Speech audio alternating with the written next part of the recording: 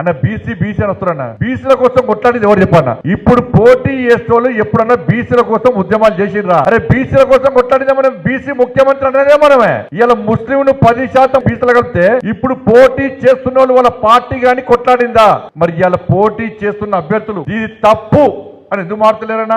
మాట్లాడే దమ్ము లేదు. ఎందుకంటే ఒక వర్గం ఓట్లు వాళ్ళకి కావాలి. వాళ్ళ ఓట్లు తక్కువ ఉన్న వాళ్ళ ఓట్లు వన్ సైడ్ పడతాయి కాబట్టి మనకు కావాలి అంటున్నారు. ఇలా బీసీలకు అన్యాయం చేస్తే కొట్టాడేది ఎవరు? డిమాండ్ చేసేది ఎవరు? మనం డిమాండ్ చేస్తున్నారు. బీసీల పార్టీ ఏమనేది ఇప్పుడు నిన్న కాక మొన్న గులకరణ పేరుతోని కాంగ్రెస్ పార్టీ 10% ముస్లింలను బీసీలో కలిపితే ఇలా బీసీలకు అన్యాయం జరుగుతుందా జరుగుతలేదా? మరి తప్పు అని ఎవడన్నా అంటుండ ఎవడన్నా మనం పట్టుడా? మరి బీసీలకు అన్యాయం చేస్తే మాట్లాడిన వాళ్ళు ఇలా బీసీలు అని చెప్పి కాంగ్రెస్ వాళ్ళు వేరే వాళ్ళు బీఎస్పీ వాళ్ళు వీళ్ళొచ్చి మేము బీసీ అంటున్నారు. మోసపోతున్నా.